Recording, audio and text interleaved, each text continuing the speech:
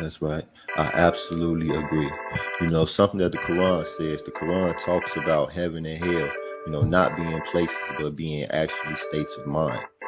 So what we learn in the Moorish Science Temple of America is those particular lessons and exercises that allows for us to master our minds. So in mastering our minds, we know that we actually create, our living conditions or our living mind space. My brother Shay Rael used to always talking about, having the chaotic mind space versus the peaceful mind space, and the ability to create this space for yourself. And as a Moorish American, somebody who knows themselves, they know that this ability, that this capacity actually exists within them. Islam. Brother Maurice Pennington Bay, the Moorish master student. I'm here with my beloved brother Ricardo Bay. Islam, Muslim, how you doing? Islam, feeling phenomenal, my brother. Just enjoying this beautiful sun in southern Arizona, Tucson, Arizona. So praise Allah. Hey, boy, it get hot out there in Tucson, Arizona. Oh yeah. You see it. We got palm trees and everything out here. It's really paradise. You see, if you look at my background, that's where I'm from, man. That's Chicago, man. I got the city behind me, man. I'm on my way. That's right. I've been waiting, man, anticipating my rebirth, just coming there a whole new person. I left a part of the problem. I plan on coming back, a part of the solution. Islam, inshallah. There you go. So praise Allah. Praise Allah. The State of the Union. All right. The Prophet Noble Drew Ali said that this is the uniting of the Moorish Science Temple of America. All right.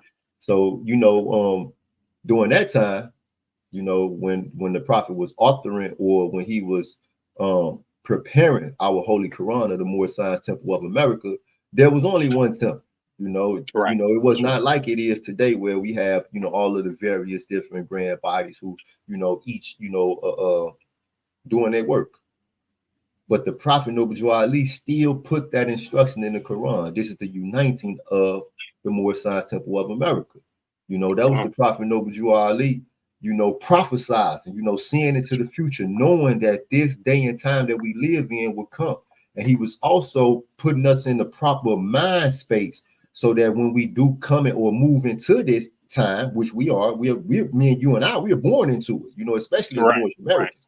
That we would not, be confused by the illusion of disunity. All right. So I want to talk about how, even though we are all, under different leadership, different grand bodies, we all still know that there's only one God, whom we call Allah. We also know that he's known by various names worldwide. That's right. That's right. Various names worldwide, but it's only one God. That's right. We also know that we bear witness that the Prophet Noble Drew Ali is his prophet. You understand me? And that the Prophet Noble Drew Ali did come, and he is the first Moorish American to ever walk upon the plane of things made manifest. That's right. That's right. Praise Allah. We also know that his divine and holy instructions are for our earthly and divine salvation. All of us know and understand these things. And all of us, to our own degree, we do our part in manifesting his divine plan. That's right. So I want to talk about that and get into some of the things that we're doing, what we're working on. Islam. Praise Allah. To that first point, where the prophet is prophesizing about the uniting of Asia, right? The prophet, we know that the prophet is a true and divine prophet. Just like Jesus, Muhammad, Buddha, and Confucius. In fact, he is all of them come again. Islam. So when we look at what happened after the passing of Jesus, right? Muhammad, after Muhammad passed, Buddha, Confucius, right? He's, division comes among the mortal men, right? Carnal men. They carve out different paths, different ways, and they call it something else. When really, when the prophet's on the scene, it's only but one. Islam, one Allah, right? We say one Allah, one prophet, one temple, right? So the prophet had to your point, put it within that context, because we are coming into this age and inheriting all of what the prophet brought, all of what the prophet taught. And we know that the prophet left his footprints clearly cut, so all can see and be assured that he, their master, went that way. Islam. So we are in the right place at the right time. Prophet said that this is a new era in time, man. Islam. That's right. So, it's up to us to continue to move the needle forward and build upon the great program that the Prophet Noble Drew Ali laid out for us, which is the Moorish Temple of America and its mission, which was founded for the uplifting of fallen humanity, right? And we're also to teach our members those things to make them better citizens as well. Islam.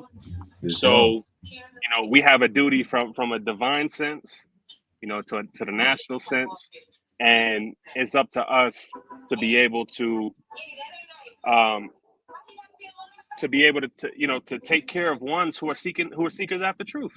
Right. And making sure that they have a safe space to come, making sure that they have opportunities to come into, because we know the condition of our people here in America. We know. Social, prophet said, the ills of life, social, right, and economic, but in a more profound sense, they are moral and spiritual. That's right. See? So, which takes us back to nationality, quality and character. We know the definition. We all know it.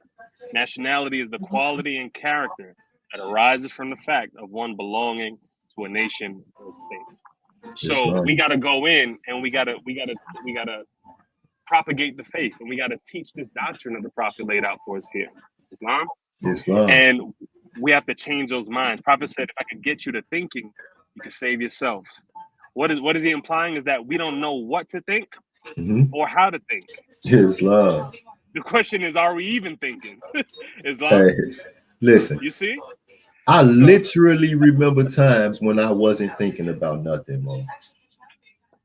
Come on. I mean, literally. And then I remember when I started thinking. It was scary, And what was scary was how when I started to share my thoughts with other people, the way that they started to look at me. They started to look at me like, man, what you on, man? Like, you kind of ambitious. They say they start to question my motives, like, why are you thinking about everybody else? Why you want to do that? Like, man, you could just do this. And I started to ask questions like, why are our people so afraid? Like, why are people so afraid of change, especially good change? Why are we so afraid of a change away from the norm when the norm is hurting us so bad, when the norm is suffering? Like, why are we afraid to step out of a condition that's not favorable for us? And something that I learned, there are always people who capitalize off of the crises and the disasters that humans face. They even teach a course at the I don't know if they still teach it, but they was teaching a course in the University of Chicago about 14 years ago called disaster capitalism. Okay, where they were actually giving people degrees and learning on how to step in during the time of crises and disasters and pull out with money.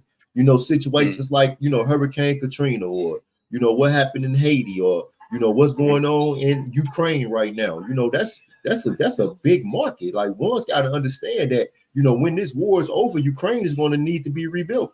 The people going to come back in to populate that country, and them people, they're going to need places to go and buy food, and they're going to need places to go buy water. They're going to need movie theaters and all these type of things. And wouldn't America just love to have those be American businesses, American corporations? I mean, but this is the way, as a Moorish scientist, we are principled people. Love, truth, peace, freedom, and justice are the grand principles that this movement stands for. So we are not, morally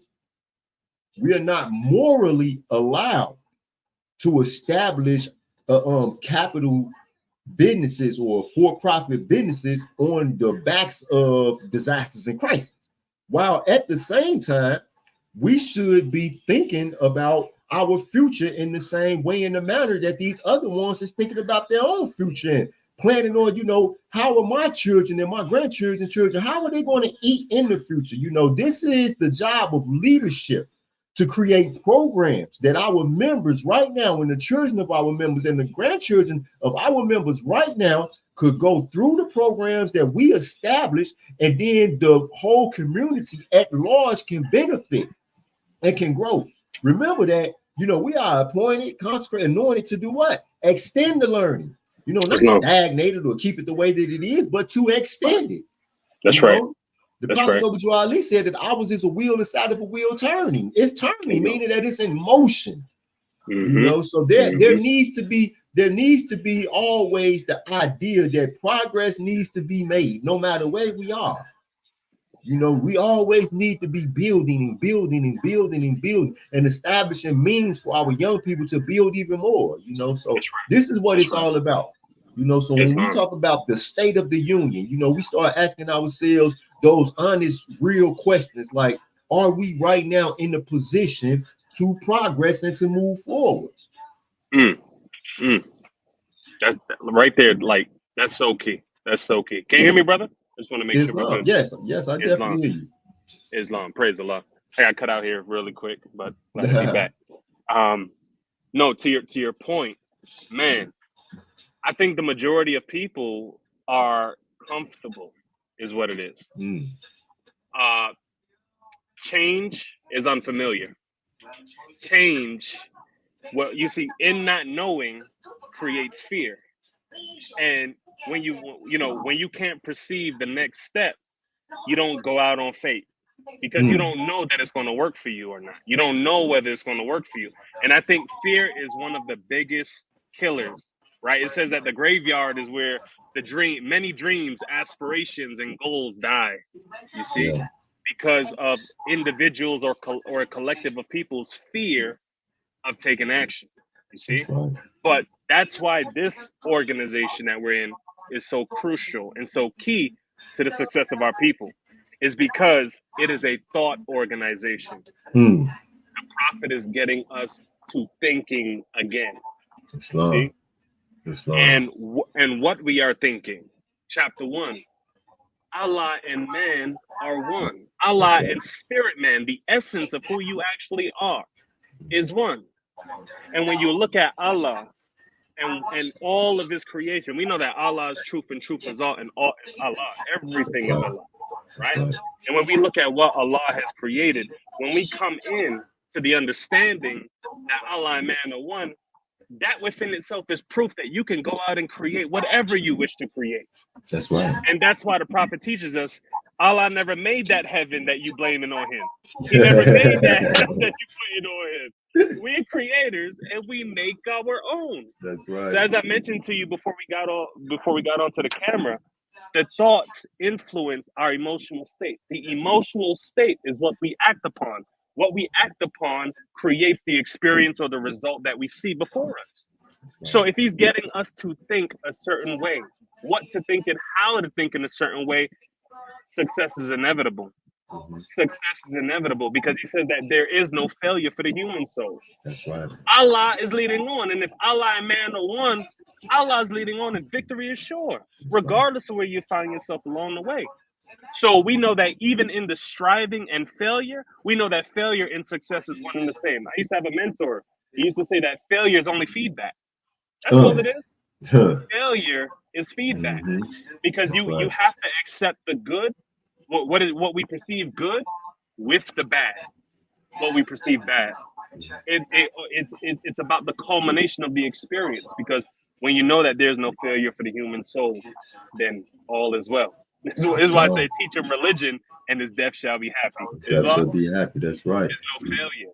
There's no failure at all. So I think that's the biggest thing, my brother, is the fear. The fear because ones haven't been taught to think or what to think. So that wall of fear gets in the way and we remain stagnant and we remain comfortable with the conditions that we're in. And let's be honest, Because remember, like I shared with you, each of us where we are along the way. What Buddha said, we are the sum total of our thoughts, and I'll add word and deed. So each of us where we are along the road is exactly where we are based upon how we've been thinking, what we've been speaking, what action we've been taking will create the experience that we have currently present in our lives. That's right. So, oh, go ahead, brother. No, I'm listening. Demonstrate. Yeah. So like the fact that we have the instructions, right? Remember, these are divine instructions. These are instructions for the spirit man, right? It said, "Oh, spirit man, direct the flesh," right? Direct the flesh. So the spirit, if man is thought, what are you thinking about all the day? What are you thinking about? Because what we think about comes about because man is a thought. That's right. So if we're actually thinking the right thoughts, we can create favorable circumstances, regardless of whether it's going to work, whether it's not going to work, whether your friend is going to help you build it, your mother, your auntie, your uncle is going to be there with you. Doesn't matter. When we learn to think the right thoughts and we learn to act in the right way, we will create the right results and conditions. And that trickles down through the generations, you see. So the next point I was getting to is we have the instructions, but we got to first believe it. Believe that this works. But the prophet said, do you think your conditions can be better? Right? You see? So you have to first think. And we know that belief, in order to believe, you have to think about something. That's right. Right? Because it says that belief is what man thinks. Perhaps it's true. It's true. That's right. So you're trying to ascertain the truth about it. You're trying to separate the truth from the falsehood so you could get right to the truth of what it is, right? Is this true? Do I actually believe? We got to ask ourselves and be real with ourselves. How many of us that got these divine instructions actually believe them? You see, let me tell you where many of us are at. We in the lower, because the lower want to be at faith and fruition when spirit man ain't even get to belief yet. That's right. You see what I'm saying? Absolutely. You have to believe, and we've been downplaying belief. We downplay belief, but belief is the most important step. It's the first foundation. step. That's right. It's the first step. That's right. Belief. What man thinks perhaps is true. Faith.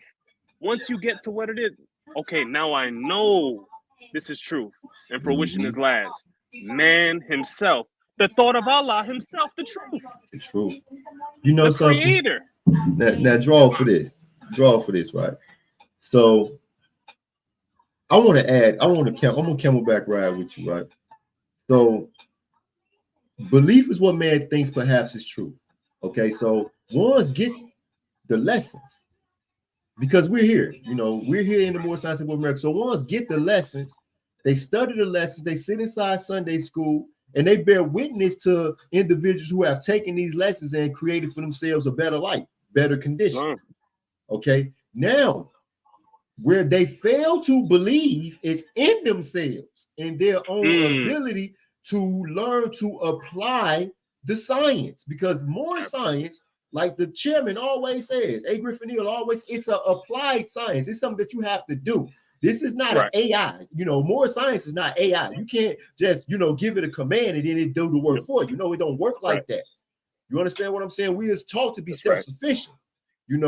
Allah is the cherisher and sustainer of the words. And he created us in his image and after his own likeness. So we have to cherish and sustain our own world. We have to cherish and sustain our own ideals. We have to cherish and sustain our own aims and objectives and the route to them. That's right. Okay. That's right. So this is where ones fail to believe. The failure, the belief, put the belief in yourself. They're taking the step they came. Now, do you believe that you can take the next step? A lot of us, that's too high of a climb. Because there is a criteria. Go ahead. Drew Ali didn't just say that, everyone can come into the Moorish Temple of America and take up membership and register and be good, clean, faithful more. No, they don't work like that. There's a criteria. That's right. And we don't believe that we can be that clean and pure nation of people. All right, especially when we coming from where a lot of us come from. You know, like myself, I'm from the street. Right. You understand me? I'm from the street.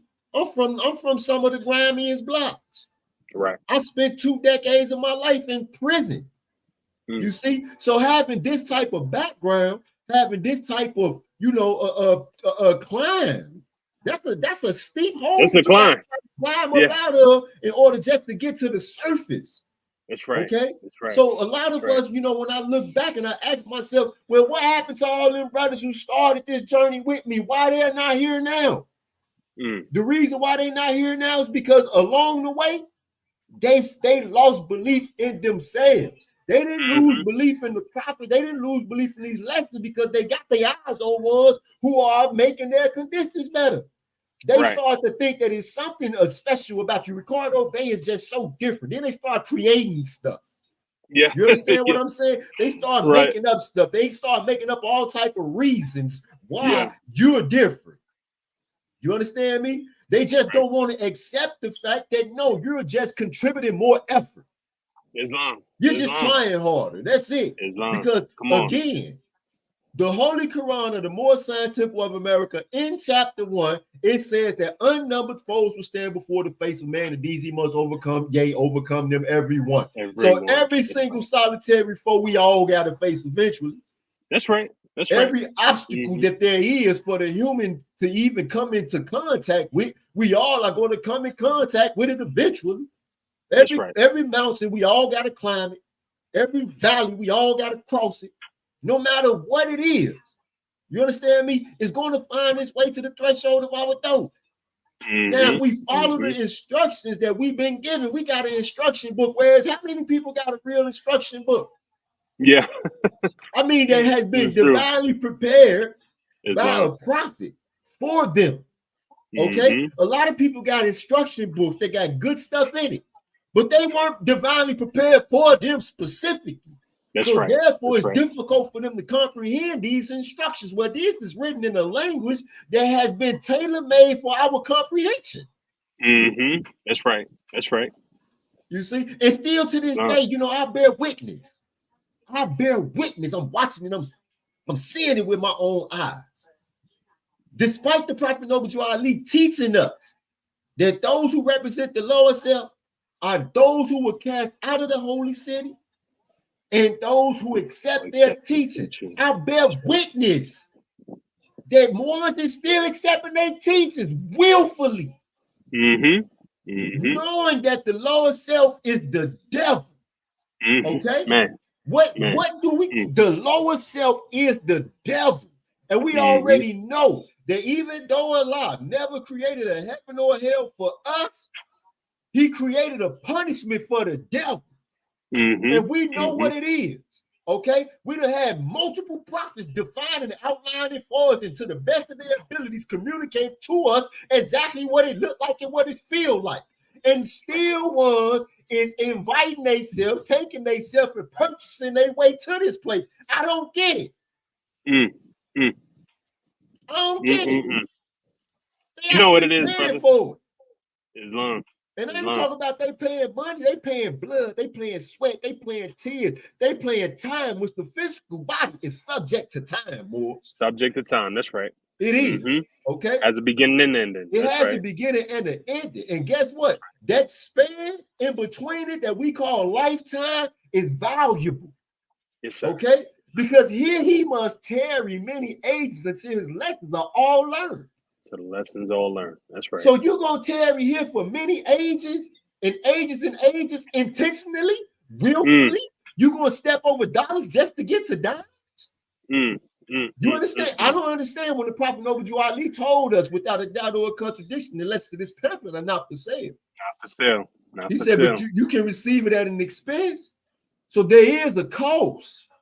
Okay, it's just that the renderer, the person who conveys the message, who confers the degree, the person who is initiating the initiate is not charging you nothing. Right. But in order for you to actually incorporate these teachings and to actually use these signs, these symbols, and these enzymes that unfold as you unfold, in order for you to use these demonstrations, you guys will have to pay a cost. That's right. That's right.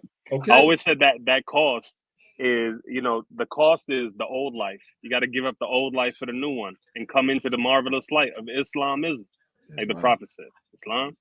But that's what it is. It's the familiarity of the lower self. You see, many are still caught up in not knowing themselves. And that's the first instruction Prophet gives us. Know thyself and Allah. Islam. Some circles of Moors say you can't have a God without having a nationality. And nationality is a part of knowing yourself. You got to know yourself from a divine sense and who you are as it relates to your nationality. See, that's a head scratching demonstration, right? I got to scratch my head, okay? Yeah. Because language is important. That's right. You know, we understand that everything that we communicate with or that we interact with physically is light. Okay, the light takes the forms that we see or hear, because we hear in the light. The light takes the form of the things that we interact with according to the vibration of the ether plane. So our language and the way we communicate is important. Okay. And this is something that, as Moorish scientists, especially as responsible leaders within the Moorish Science Temple of America, we have to be careful what we put out on the ethers, because we don't want something to manifest on the ethers by accident. Right. All right. Because see, everything that Allah creates, He created it intentionally. That's right. And the reason why it manifests in the way that He desired for it to manifest is because He first thought about it. See, thought is the cause of it all. So before we say things like a man can't have a God without a nationality, we have to think about what can be the result of ones who actually believe that. Okay, because see, Allah is infinite. That's right. Nationality is not. As important as nationality is, it's not infinite. You understand me? That's right. That's right. 100%. We all have the same father and mother. That's right.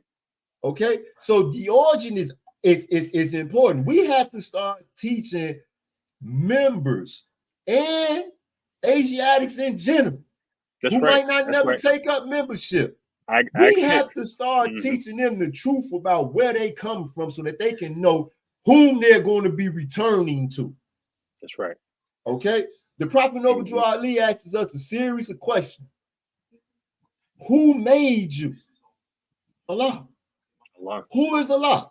Allah is the father of the universe. See, again, now remember we talked about the first step. These first steps in Sunday school, these first questions are the most important. That's right. Who made you? So before you start running around talking about somebody made you mad, or the devil made you do it, or something made you such and such and such, nothing can unmake what Allah made. Okay, Allah gave you control over the plane and soul. So if you decided, you know, to put yourself in an unfavorable situation, you decided. Now, guess what? Maybe you found yourself in an unfavorable situation by accident because you did not think. Okay, well, we have a whole Quran that instructs us that thought is the cause of it all. Okay, if you study and you reading, and as you go, you're gonna be like, dang, the thought. Jesus came into His ministry on the back of a thought. Do you not know that I must be about my Father's work? Go ahead. Now, on the back of that thought, He became what? A high priest by the order of Melchizedek. An order without beginning or ending. This is different. Okay? Now, there's some ones who know, and there's some ones who don't know. Right. But let he who has ears to hear and understand. Let them hear. That's that on the back of this thought, do you not know that I must be about my Father's work? On the back of this thought, He became someone who 2,000 years later, we still talking about, we still studying, whose life we still trying to embody for our own self because of the benefit, the result where I talked about it last Sunday at Sunday school.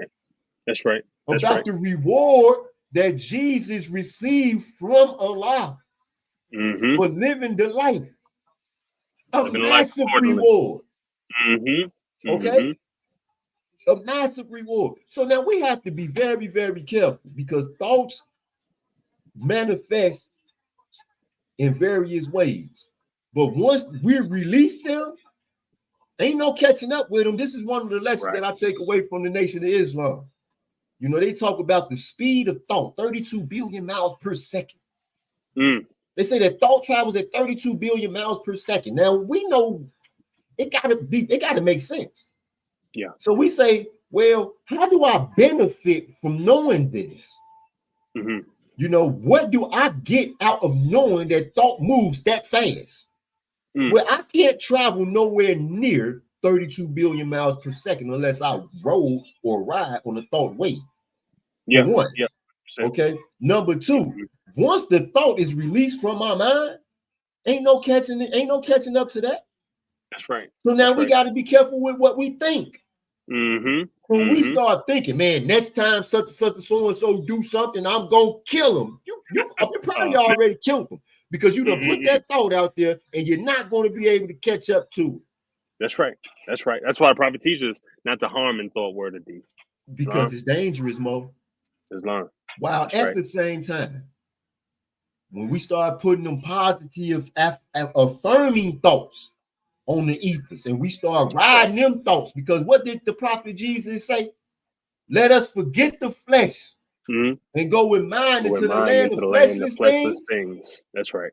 You see? So when we start to put these affirming thoughts, or when we start to send our thoughts out searching, okay?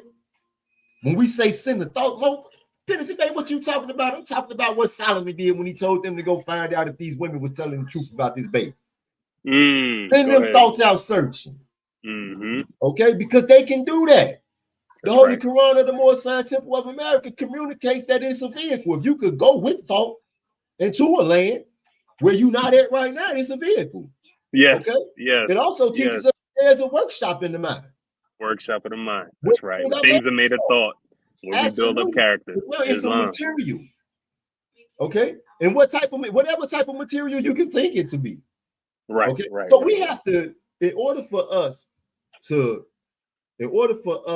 better our state, we have to conceptualize more science better. Yes. Okay. We have to stop, you know, something that I see.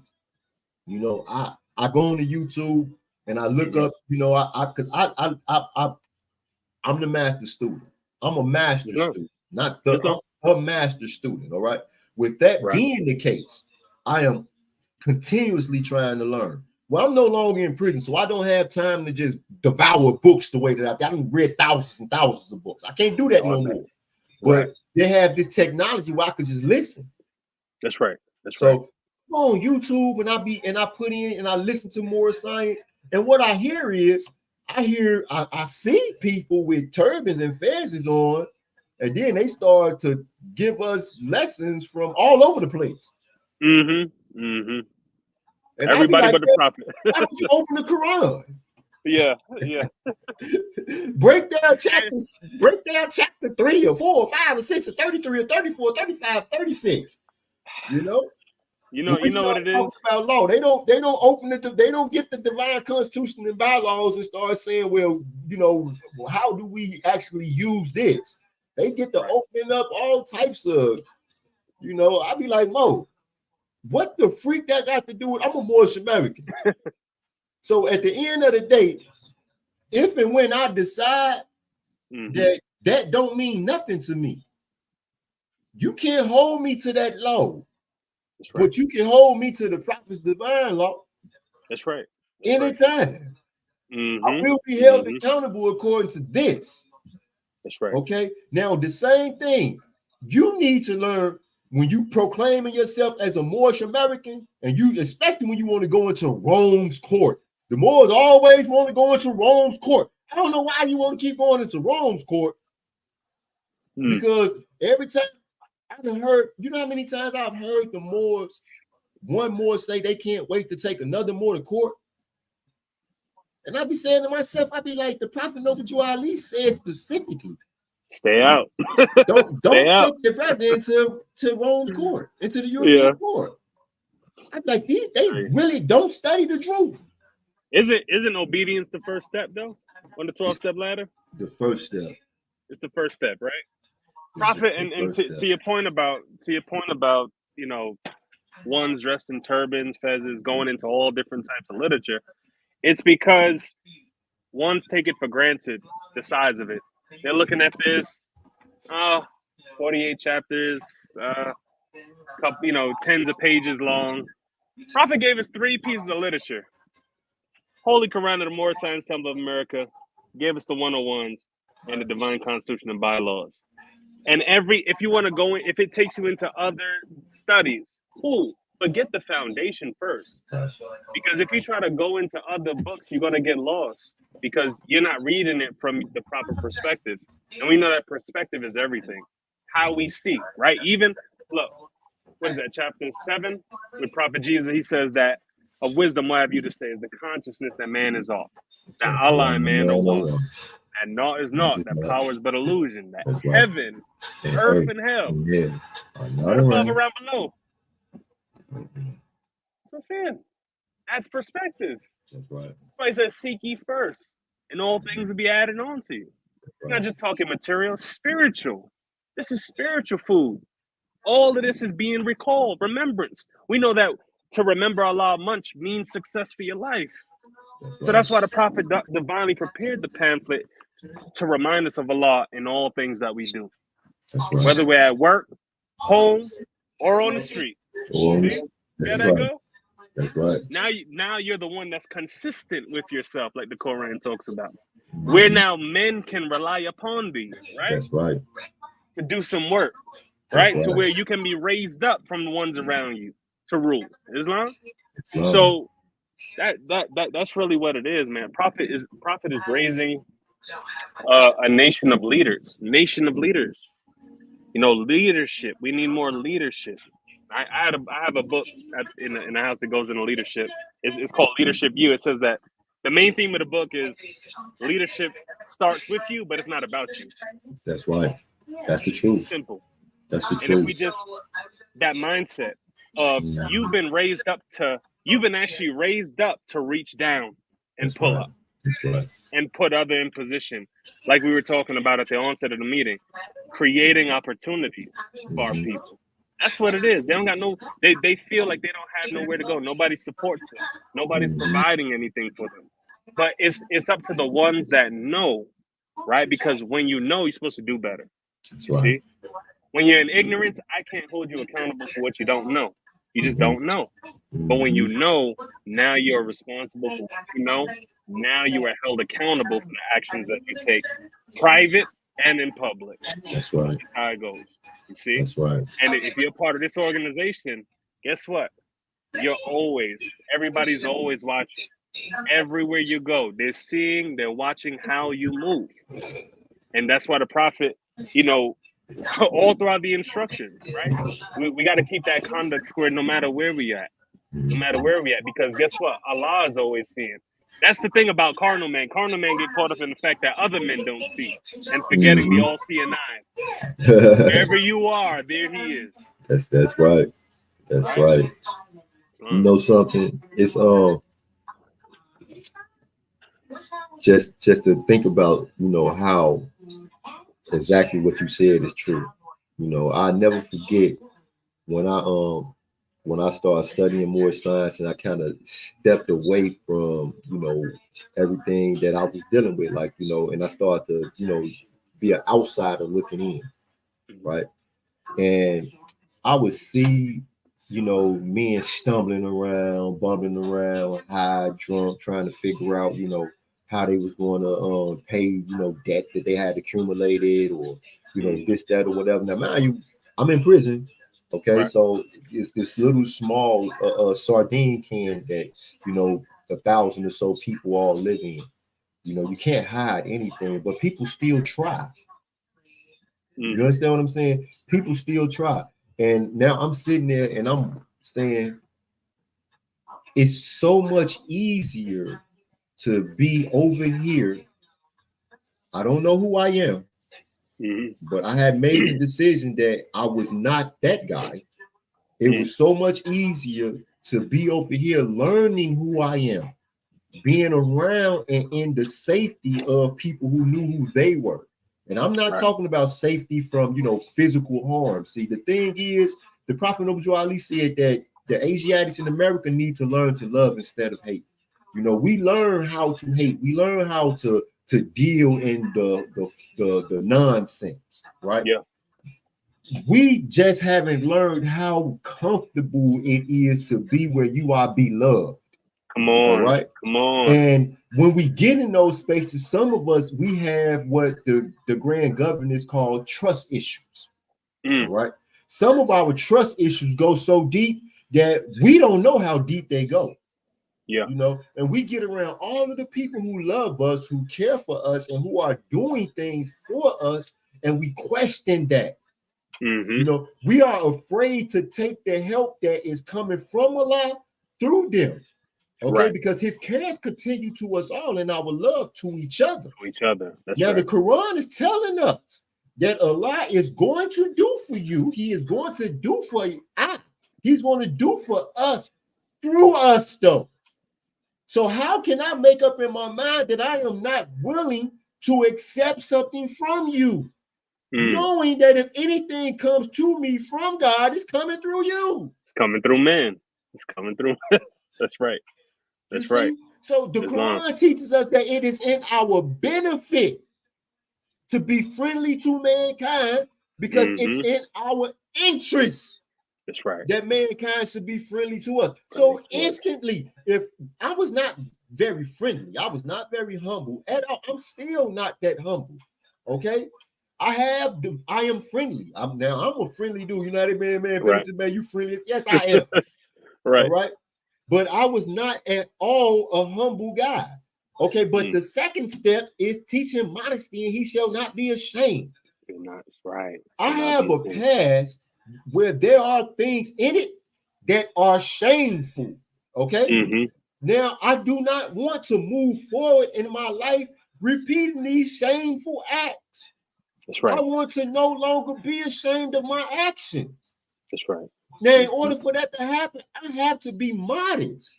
Now, there's a thin line because I am well trained. Okay. I have prepared for a long time to do this. Okay. And prepared in the field. All right. You know what they call the in the military, the field surgeon.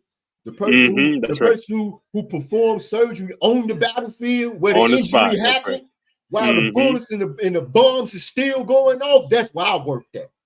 You understand what I'm saying? So while these ones is working in the safety of these brick and mortar walls or behind computer screens all the time, see, this ain't nothing. This is marketing and advertising for me. Right. Absolutely. This is about as far as I can go at the time because I still got a house arrest ban on. All right. Right. That's right. Okay. But this is just the beginning, Mo.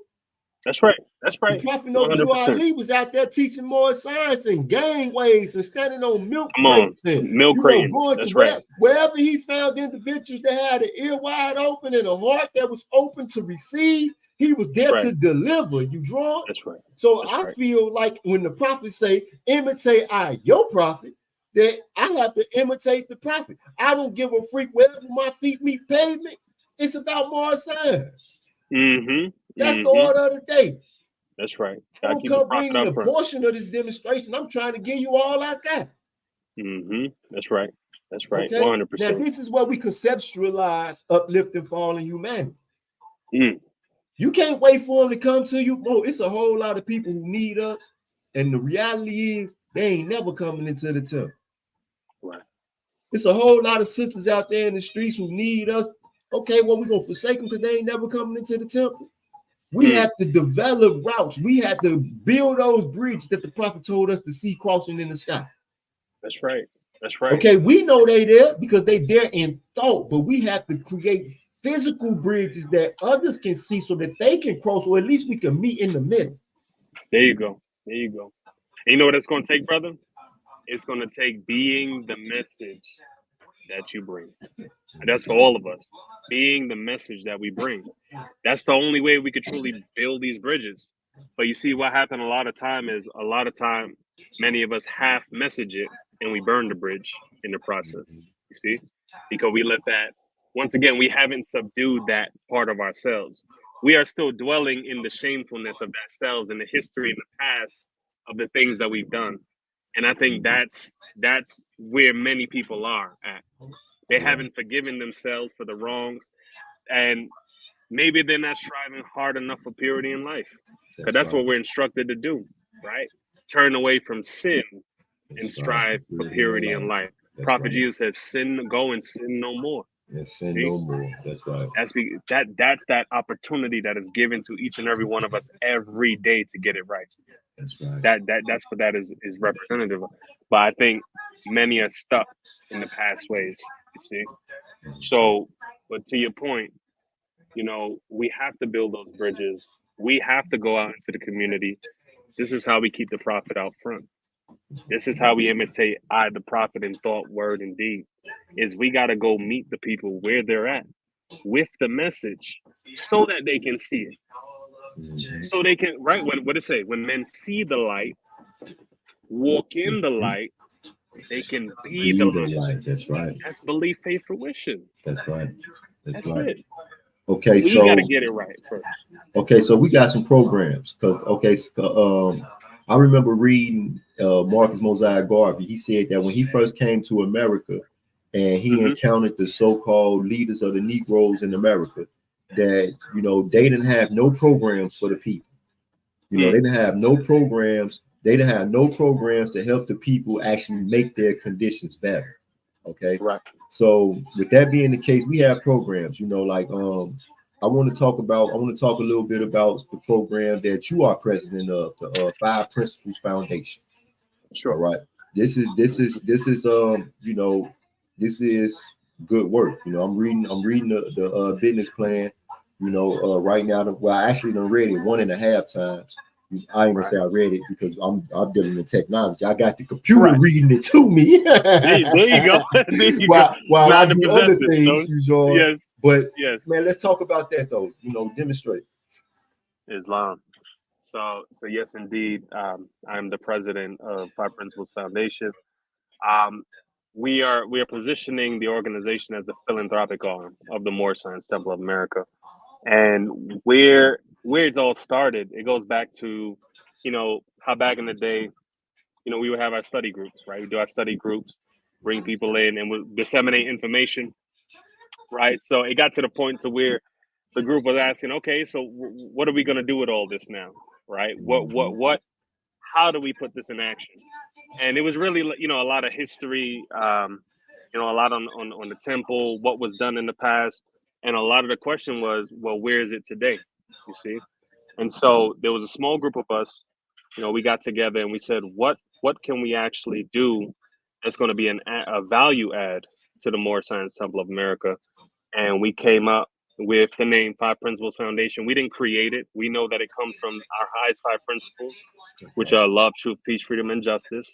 So we're just building on the great program, and we're extending the learning by creating the official organization so we can accept donation and go out in the community and provide these programs and provide the platforms to those in need of what we're providing. See, so the organization is dedicated to upholding, promoting, and teaching the 5 principles of love, truth, peace, freedom, and justice, just plain and simple. And we're going out into our communities because we know that our people need us the most, right? Who better to go to your own people than you?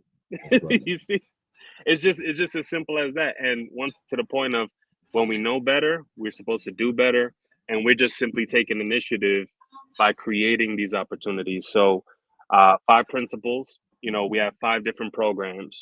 One of the main program that we're spearheading right now is called the Oasis Farming Initiative. And really what the program is we're going to be teaching farming. We're going to be growing fruits, vegetables. We're going to bring local farmers in out there in Mobile, Alabama, where our secretary, Sister Diamond Slay L, is located. She's galvanizing all the different stakeholders, community leaders, different farmers from different counties bringing them in so they can teach the skill set of farming, how to cultivate and grow your own food. And we're going to run it in conjunction with the school districts in that particular locale. And then from there, we're going to scale it out to the various different states where we have other Moorish Americans who want to participate and be a part of, the different programs that we're rolling out. So that's really the main one that we're spearheading because we know that the majority of our people live in food deserts. It's just, It is what it is. And it's an unfortunate reality that our people don't have access to really good nutritional foods. We lack in nutritional education. That's the other part too, you see. And so when you lack knowledge, right? Know thyself, right? Well, if you don't know what to eat, to consume, to keep your body, maintain your body and increase the health, right? The prophet said, what health is to the body, even that is honesty to the soul.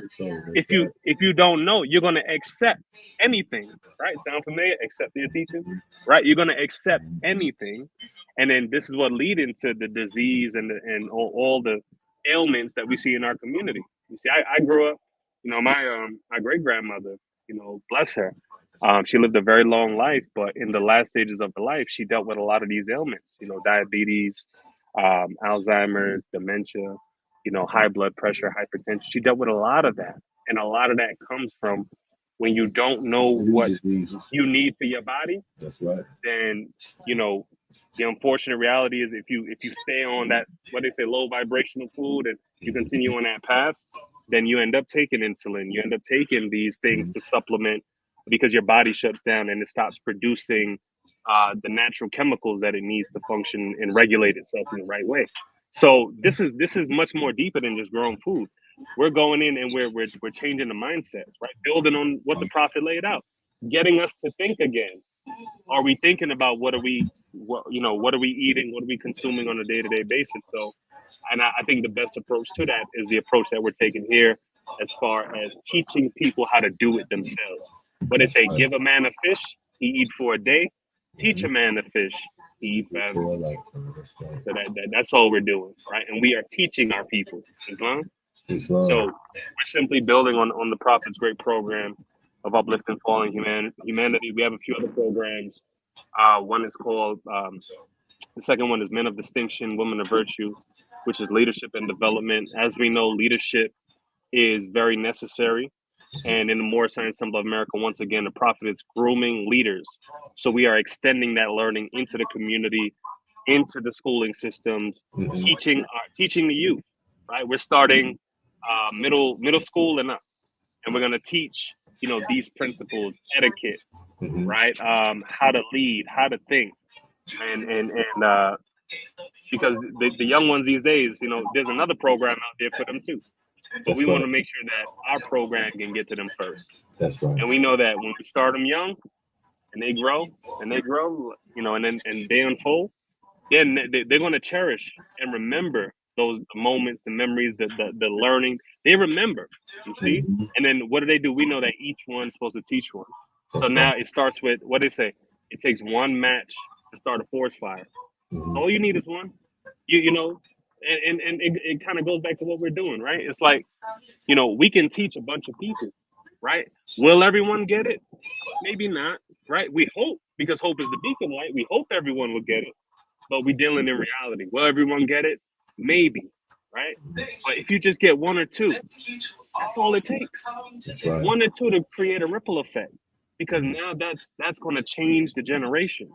See? That's what the Prophet is getting us to do. Change our thinking so the next generation can think better and be more progressive and take us further into a better future, for our posterity at the end of the day. You see? I want to kind of show you how that the state of the time is calling for just those first two programs. I know already the whole program, but let's just just deal with those two. Sure. We talk about the Oasis farming program, right? And we bear witness right now today how our people, catch minor colds or little minor diseases, and it's taking them down, because the body is already barely making it. Okay, it's like putting gas in the car, but the gasoline that you're putting in your car is 15% water.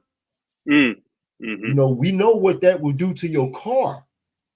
Okay, so we will not do that. If you accidentally buy some gasoline from this store, put it in your car, and your car starts responding to this gasoline like it's putting oxygen in your gas tank and water, and it's not operating right, you're not going to go to that gas station no more. Okay, right. But we are consistently putting poison food, poison drink, and other poisons into our bodies, the bodies that our soul has to ride in. All right? Go ahead. And that's then when something like a coronavirus comes and we start dropping like flies. Yeah. Okay, because we're barely making it already. You know, and this is something that I seen, man. I seen men with bags of medicine this big at 40 and 30 and 35 and 40 years old. These men might very well live to be 90. But can you imagine how many trips to the hospital?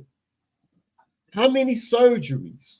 You know, how many times do they have to suffer the consequences of forgetting to take their medicine on time? Yeah. How many times they have to suffer the consequences of this dosage not being enough no more? Right. Okay. So for 40 and 50 more years going forward, they have to suffer because of what they are eating, or because of what they ate, or what they didn't eat, or just wasn't available for them. Right. Because in many cases, like you pointed out, it's just not available. These good, healthy options are not available. All right. And then when we talk about leadership, okay, too many times in the Asiatic community, people are appointed as leaders because they possess the potential to be a leader. Go ahead. That's right. Okay, that's beautiful. Wow, they have the potential to be leaders. Incredible. Okay, but you're going to put my life, my well-being, the life and well-being of my family, the yet unborn, into the hands of people who only have potential? Not good enough. No. He said, out from your Sunday school comes the guidance of the nation. He said that they had potential. He said that they were being properly prepared for the mission. That's right. To guide. Right. To guide.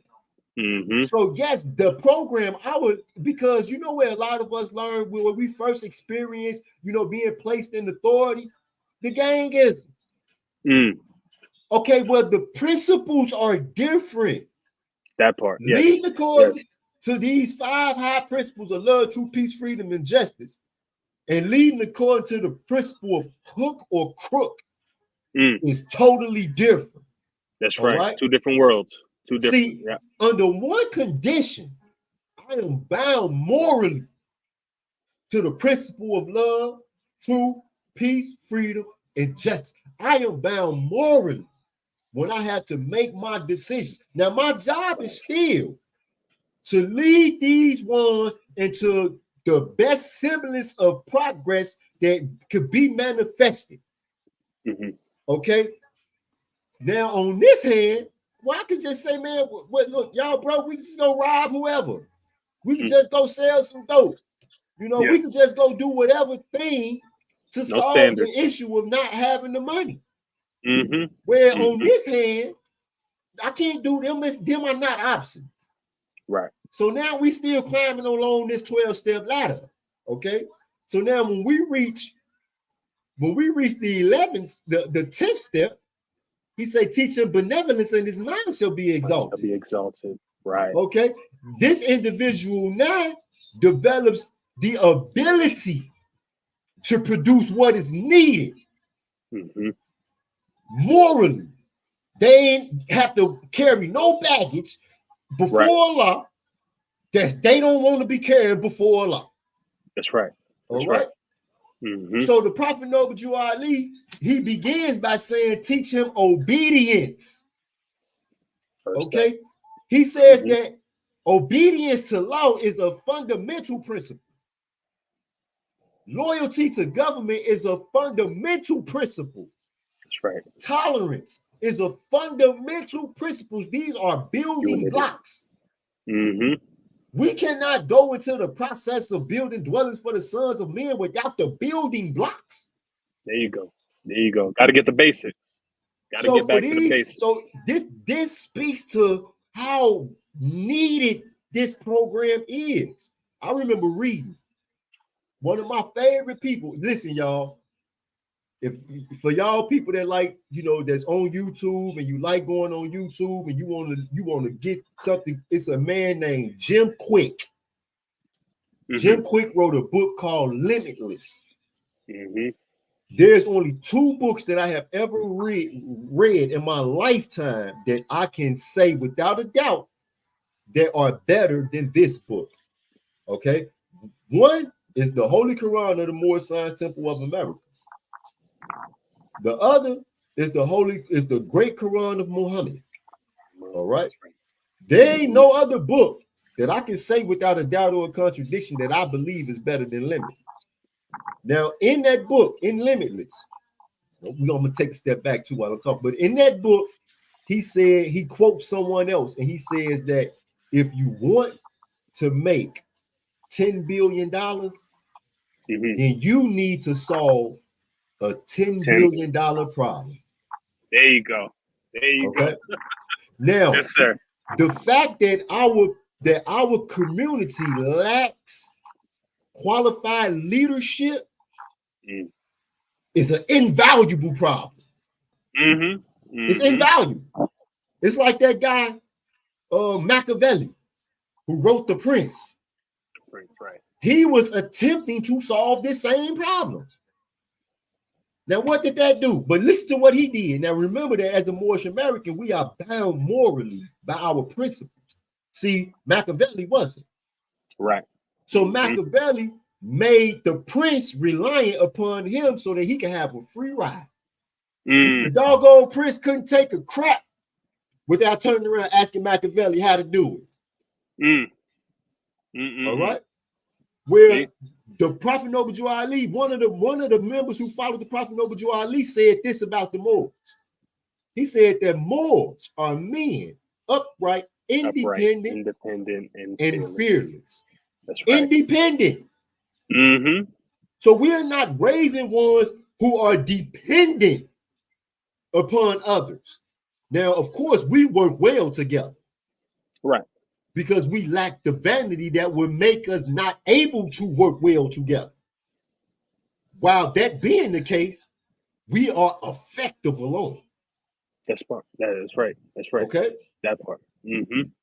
So this is the difference between teaching one to truly be a leader. When you are just in authority because you've been appointed to a position, you ain't no leader, you a manager. Mm-hmm. Mm-hmm. You ain't no leader. Steward in the seat. That's Steward it. in the seat, man. Now I want to backtrack. Okay. When we tell ones how important it is to study the prophet's lessons, inside of the prophet's lessons, there are arrows. All right. Right there on the cover of the Holy Quran of the Moorish Temple of America, there's a circle with 4 gates. Right. Now in the center is a 7. That 7, this podcast is not about us defining signs and symbols.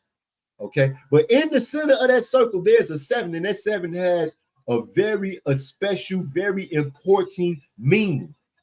So the object is to get to it. That's right. Well, there are 4 gates, meaning that there is not just one way to it. So when you go inside of the Holy Quran of the Moorish Temple of America in chapter 11, for instance, it says that Barada and Jesus together, they read the sacred books. The sacred books, right. So now if you study the Holy Quran, you should be studying the Holy Quran and saying to myself, well, let me go and read these sacred books that they read, since I am studying them. I need to know what they knew. Okay. When you look at these places, Katak by the riverside. Yep. Okay. Benares. Orisha. Yeah. You need to go. Well, who are these people that he was talking to? What did they teach? What did he learn there? These ones who they call high priests or masters. Remember, Mm-hmm. you know. Well, I want to know what were they masters of. So now, as Moorish scientists, we are not saying that, you know, one should not, you know, study these other materials, but inside of the Sunday school, you should be teaching what the Prophet Noble Jew Ali taught. All right. That's right. That's right. We have to make sure that these Moors are divinely prepared for what they are going to go out and have to deal with in the world. When we separate in the world, we need to prepare them to be able to remember, because it's a lot going on. Oh yeah. Oh yeah. Oh yeah. And I know without a doubt or a contradiction, it's difficult to remember, you know, what you ate for lunch when somebody get to throwing five points combinations and you trying to avoid getting hit. You understand me? Man. So it's the reason why Matheno arrived to John when the crisis had came in his life. Mm-hmm.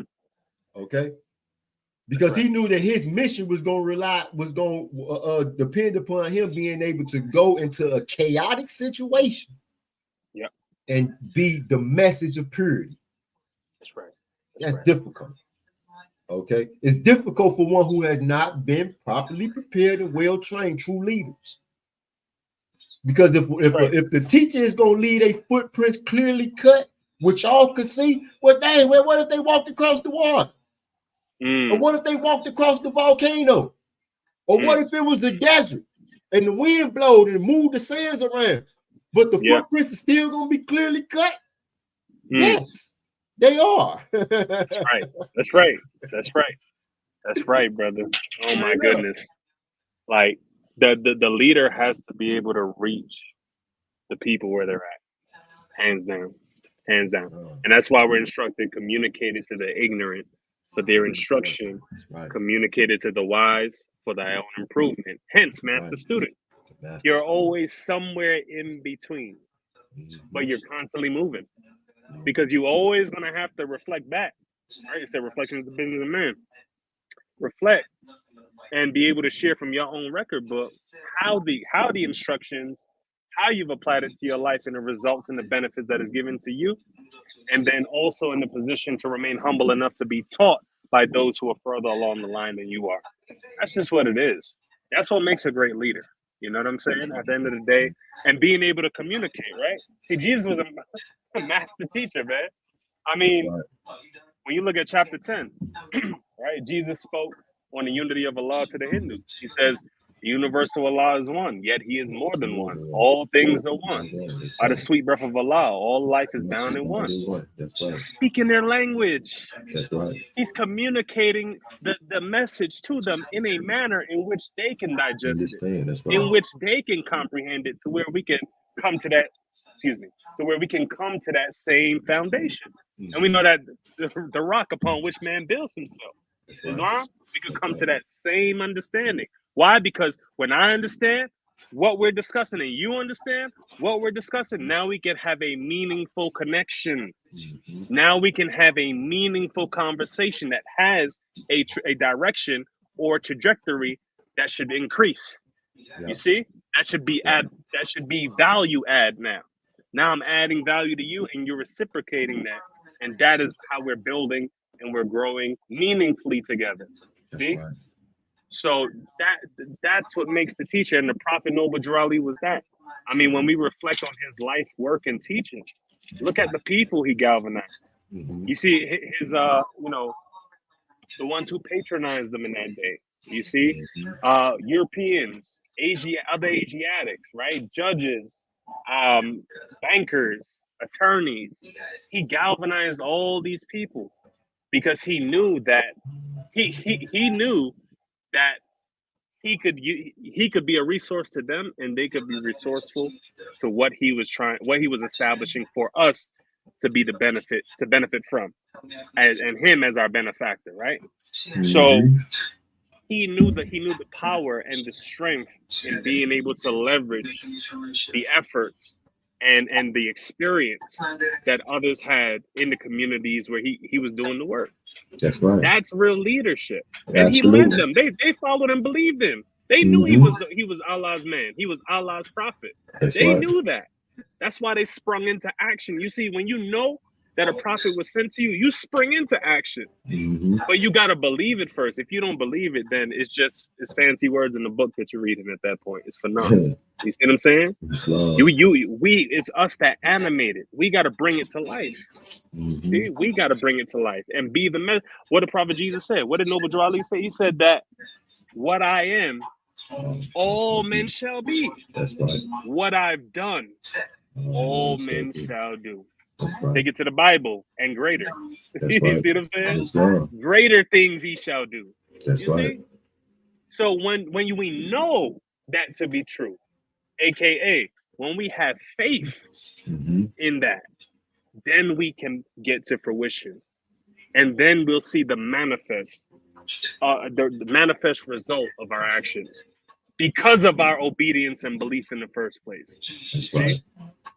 So that's really what it's going to take, and the prophet, he talks about the handful, right? That's my mindset. Just a few good men. The Marine Corps took that. You just need a few good men and women, right? Listen, let me tell you something. In any walk of law, in any walk of life, that's all it takes. That's all it takes. So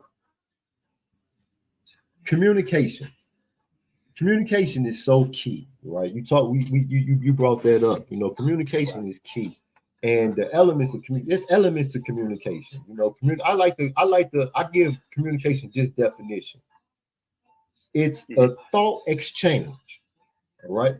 So now I desire for my thought to be understood by the person on the other end of the communication. That's the most important thing to me. All right, is to be understood when we are communicating. Right. So leaders have to know and understand this. Whenever Jesus, think about all of the places where Jesus went and taught. In the Holy Quran of the Moorish Temple of America, this is important. He taught in India, he taught in Africa, and he taught in Europe. And guess what?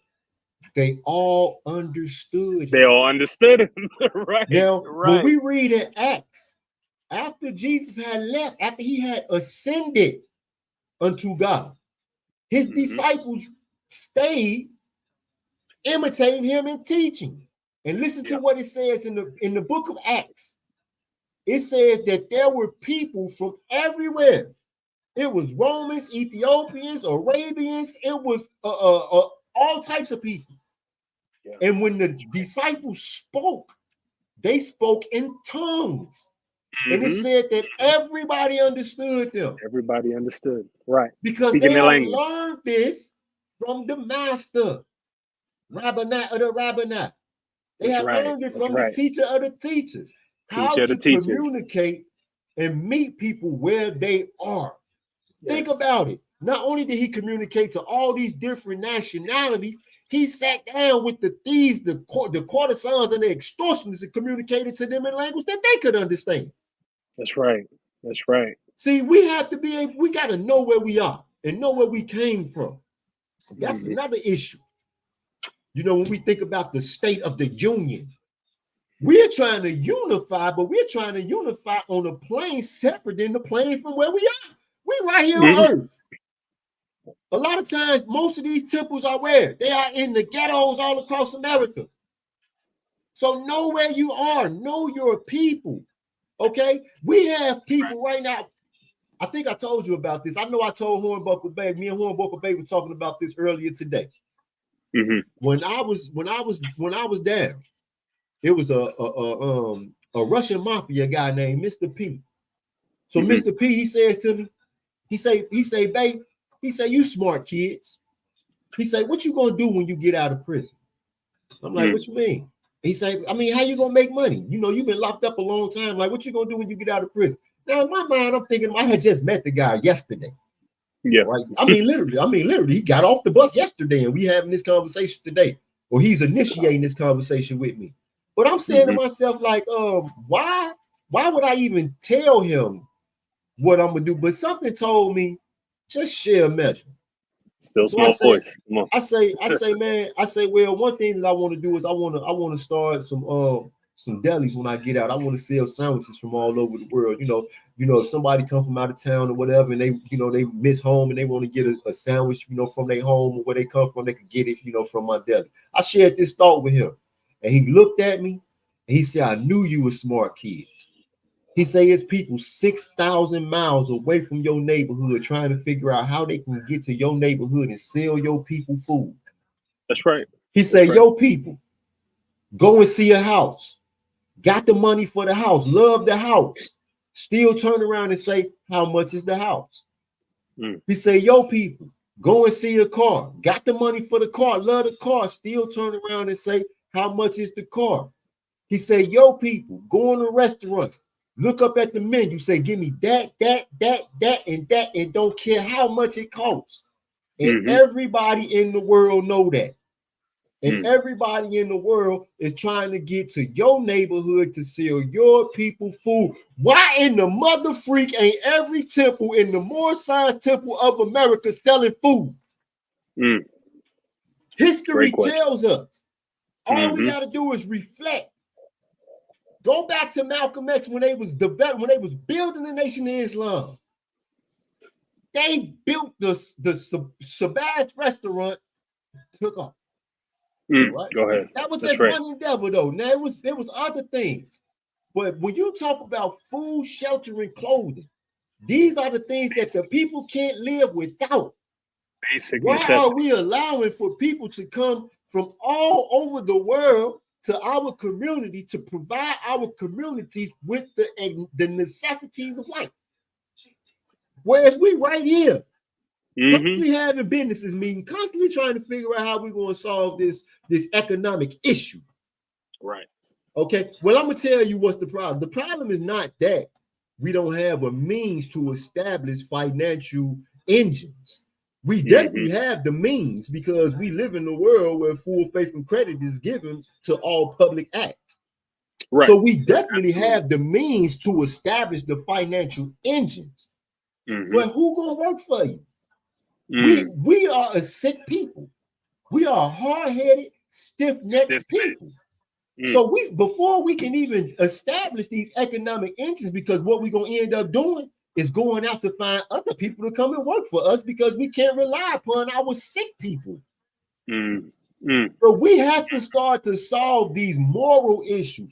We have to start to instill in some of our people some discipline. We have to make our people, we have to solve the trust issues. Okay? We have to solve the trust issues because right now we just don't have the manpower, and I mean the qualified manpower.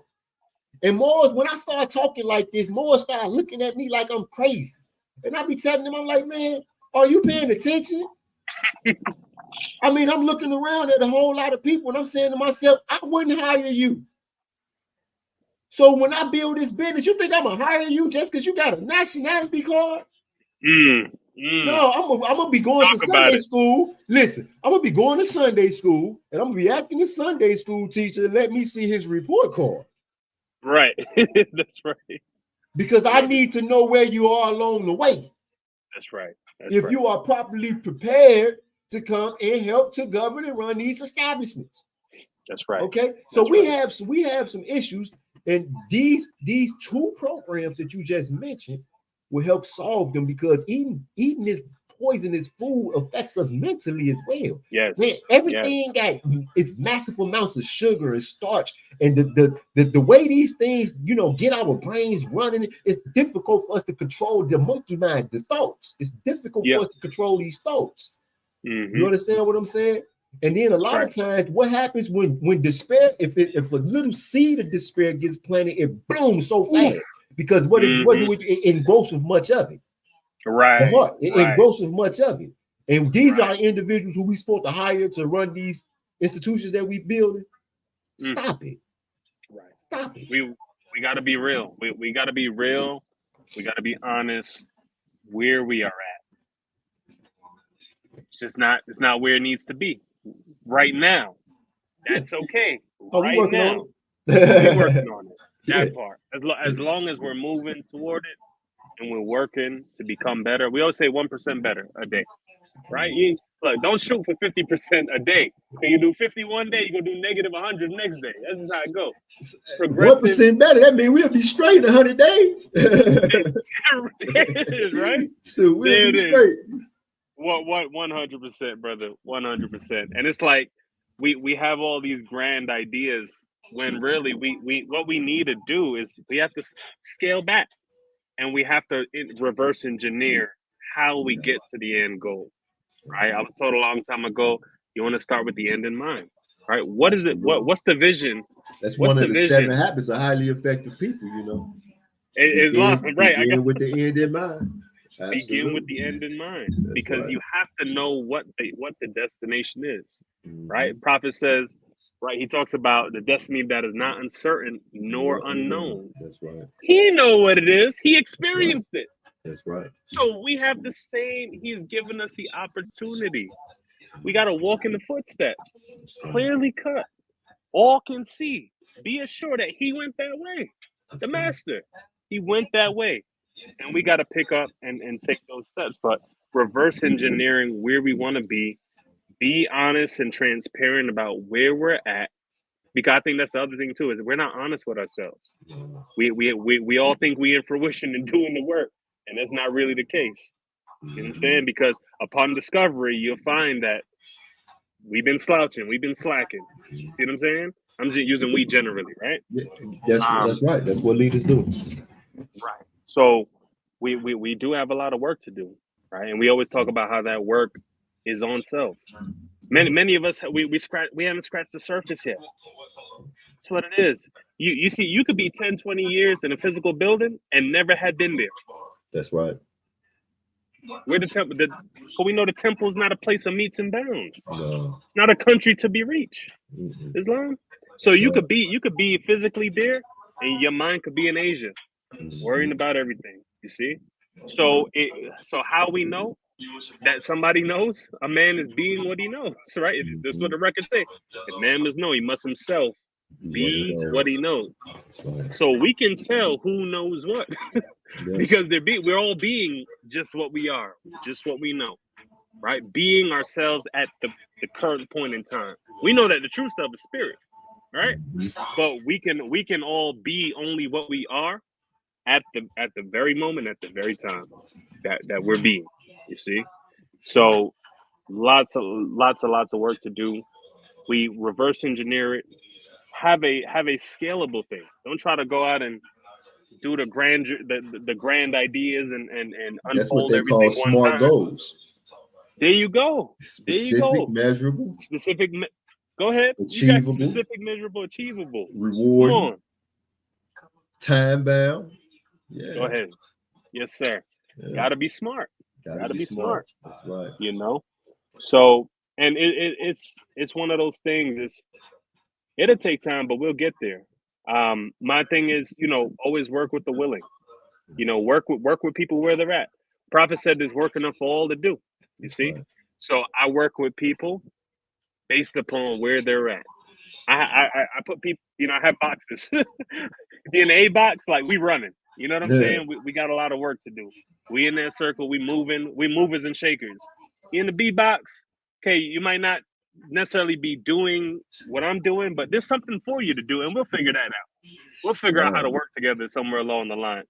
And then you might have the C box where, their thing, they just want to show up and be a part. And that's cool too, because you need supporters and sympathizers. So it's like that's kind of how I work with people, based upon interest and based upon how I see you moving at the end of the day, because we all have individual goals for our lives, but my individual goals is encompassed in the great program. Everything that I'm doing, even from a professional level, with the private equity, the real estate, the sports and acquisition, the real estate, all of that, I'm here teaching nationality and divine creed by being the message that I bring. Right. I'm doing this type of work. I'm galvanizing people, and I'm teaching in the process. It's giving me an opportunity to connect with other Asiatics who might not have heard or seen the prophet or heard about his program. That's what I'm doing in these spaces while doing that specific work. And I know that it was the work that I was called to do because the opportunity showed up. I literally picked up the call. I literally answered the call. You see what I'm saying? So I literally, you know, and I don't mind. I could go into that really quick of how that happened. But literally, the thoughts shape our reality. The thoughts. I went from the type of work I was doing as a consultant for, you know, a small financial services firm, and I was doing this thing from home, trying to figure it out. It was like a part-time gig that I was doing, but I was able to get a lot of experience in that space as it pertains to investments, as it pertains to credit, personal and business side of things, um, estate planning, trust law, trust and estate building. You know, I cut my teeth there. You see, and then maybe about a year into doing the work, I get a call from a former business partner of mine, and he had a client he was doing some work for, and he needed some assistance. And he called me. We hadn't spoken for over a year, but I picked up the call just to see what, you know, see what the brother had going on. And he needed assistance with the client. I agreed to do it. This gentleman flew us out to Houston together to meet him and to work with him. Come to find out, he's a former NFL player. And then it was through him, because we started talking about different business ventures and ideas at the time. And we were dabbling in industrial hemp. We were going to do a business around creating CBD oils and tinctures and cultivating hemp to create clothing, ropes, you know, things of that nature. We were talking like that. And he got super excited, and he started calling up his entire network. So we literally went from the thought, because that's where the bay leaf came from. This idea for this company came from. I came up with it on the spot at his house. This logo, I had a friend redesign it, but this is what I drew on a piece of notepad paper. And I showed it to him. He got excited. He started calling up his network. We went from an idea. I'm talking about in a matter of 15 minutes. We went from an idea to having the gentleman that can get us licensed in Arkansas to cultivate hemp. We had a processor on the line. We had a seed provider on the line. We had every individual that could make the thought a reality. We were in a conference call discussing this idea in a matter of 15 minutes. The last person to get on the line is my business partner today. That's how that happened. The last person, named Garrett Jones, he's probably watching, my brother Garrett. And this is back in 2019 when we first met initially. About a year and a half went by before we had any secondary follow-up contact. And I was doing the trading, investing, all this stuff at that time. And I reached out and I shared with him everything that I was doing. And this is how we started our strategic partnership. I went from being a partner to sitting on the board to then falling into a general partner in the investment fund, as well as business development for the holdings company. So that's how that happened. But you see, it couldn't have happened had I been the old me. You see, I've been practicing. I've been on the journey myself. So when men can see the light, walk in it and be it, they see it on you. So they're going to gravitate towards you. And you know, he told me one time, he said, you know, in 5 minutes into speaking with you, I already knew how we were going to work together. And I said, how could he have known that? It's because of what he saw on me. I had been practicing. I had been growing myself. I had been thinking differently. I had been trying to improve my condition because I believe my conditions can be better. When people know that about you, they're going to do all in their power to assist you.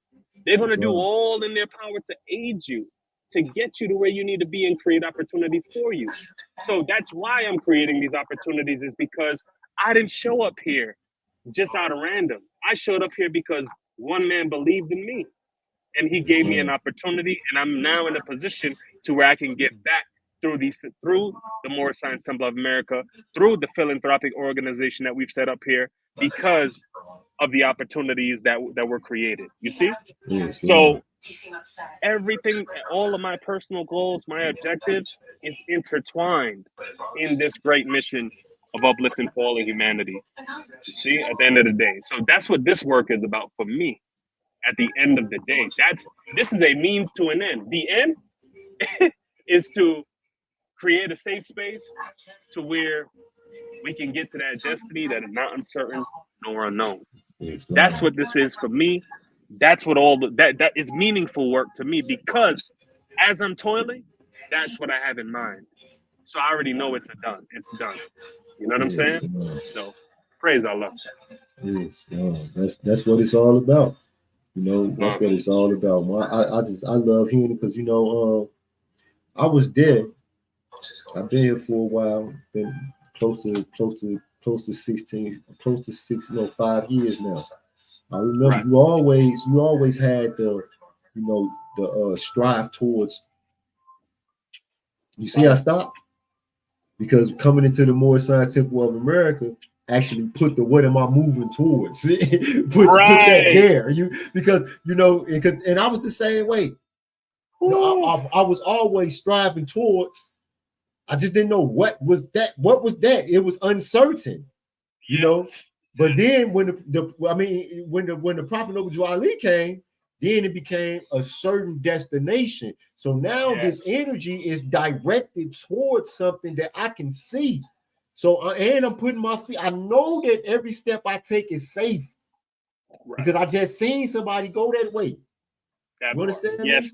So this is what the Moorish Science Temple of America is supposed to be providing to every Asiatic who pays us any attention. That's right. That's right. 100%. And I'm gonna go even further, because when the Prophet Noble Ali was on the scene, it is recorded that the Europeans followed them too. Yeah, he said the Europeans helped me. Why not you? Why not you? One European, it was recorded when the Prophet Noble Ali told the Moors to get their money out the European banks. Right. That's right. He told him in the stock market there's about to be a depression. Get your money out their banks. Well, it's recorded. None of the Moors didn't listen. But there was one European who did. And he came back, and what did he say? He saved. Where's that man? He said, where's the preacher? Right. Hey, Cain Hill say preacher. Like, man, we ain't got no preachers. Right. Man, the little man with the fez on, you talk about the Prophet Noble Ali, where he changed. He changed. That's right. So with that being the case, it's just a beautiful thing, while at the same time, like I say, man, it's sweet in the mouth, but it's bitter in the stomach, because the prophet said that, in the plans for the betterment of mankind and promotion of plans for the betterment of mankind, there's ever opposition. So we know this. We know that there's going to be opposition. He told us where it comes from. And he's saying opposition comes from those who have no ideas and no courage to force attention to ideas. All right. So when you start talking about, endeavors like the 5 Principles Foundation, when we start talking about, success, the journey begins now. Ones, oh man, them boys ain't that ain't gonna. Well, I'm one of them ones that say, watch me. Hey, you muted. Your mic went off. Hey, I'm one of the ones that say, watch me. We ain't got to talk about it. Islam. I'm in my phase where I'm done talking. I've been working. You know what I'm saying? And I've been working selflessly,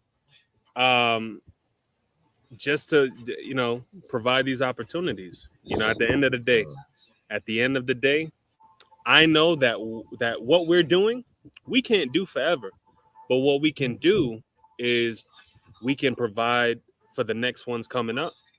We can provide a roadmap for them to fall into and carry out the work, and they'll do the same. Right? The season is mine with the maxims of truth. Right? Let that let it not want cultivation. We starting them young. That's right. We grooming them to be upright, independent, fearless, care for their loved ones, and follow the prophet. That's it. That's it. That's why we have success. Keeping the prophet out front. Keeping them out front. That's it. I want to speak to what you just said, right? Mm-hmm. So, corporations are created through government action, right? Right. Any type of corporation, it don't matter what kind, corporations are Right. created through government action. Mm-hmm. The creator of the corporation, the more intentional that they are about the creation aspect of it, then something you just said becomes a real reality. You said we can't be here forever doing what we're doing. But we know that the life of a corporation is in your hands when you create the corporation. It can be perpetual or it can have a length of time. It can actually have a lifespan. You can give it a lifespan. Right. Like when the Prophet Noble Ali founded the Moorish Temple of America, it is perpetual. Perpetual. Everlasting. That's what he said. Now, I mean, even the physical part was made immortal, perpetual. Okay. So it's perpetuated by us. Right. That's and right. Those who come after us. Mm-hmm. You understand what I'm saying? That's so right. It's the same thing with these same foundations built upon the foundation of the prophet being very intentional and well planning the Moorish movement. That's right. That's right. All right. So now we have to be very intentional and well planned whatever it is that we do next. Right.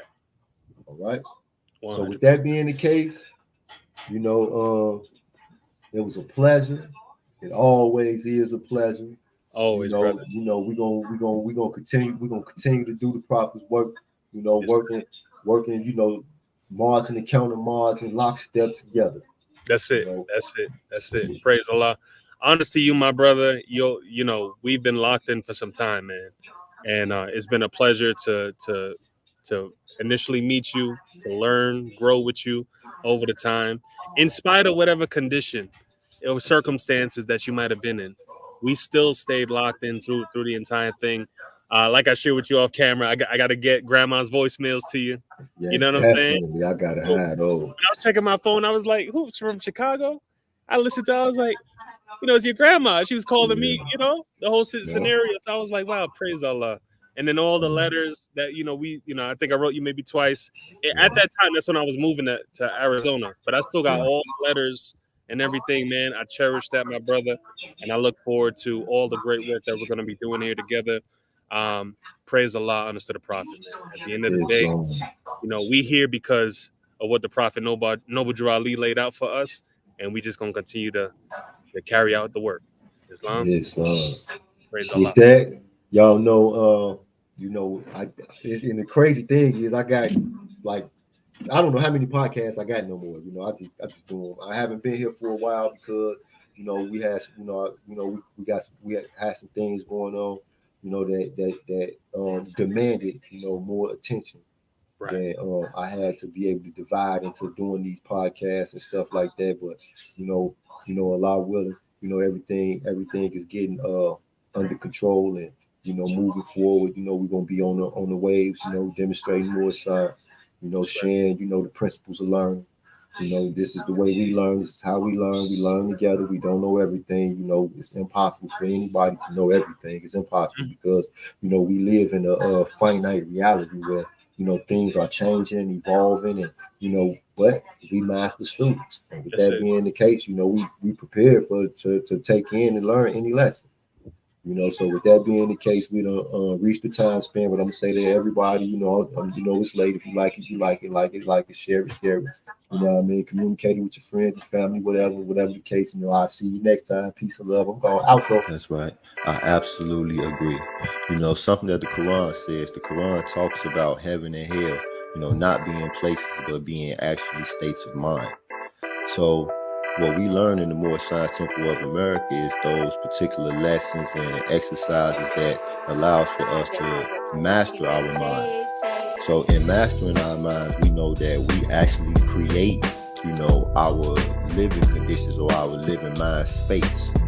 My brother Shay Rayil used to always talking about, having the chaotic mind space for versus the peaceful mind space and the ability to create this space for yourself. And as a Moorish American, somebody who knows themselves, they know that this ability, that this capacity actually exists within them. Why? There's a real reason why so many people who have ill and base and after their name don't want to come inside of the temple. They don't study the Holy Quran or the Moorish Temple of America. They go out seeking out European grand sheiks. They go to YouTube to learn, these European teachers from the European textbooks, and they call it more science. The problem is that those whose job it is to teach them more science for real don't know more science for real. Because sons of this child, or at least that's what we think, but he's no longer a child. The transition has come.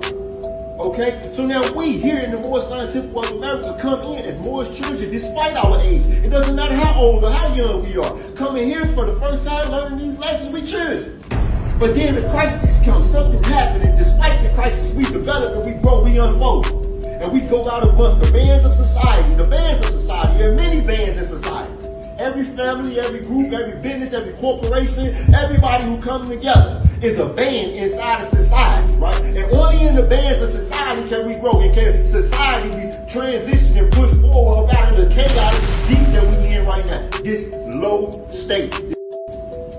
Because they have not obeyed the Prophet Noble Ali, who said to be a good Moorish leader, you must study the Holy Quran and the divine constitutional dialogue handed down unto you by our Prophet.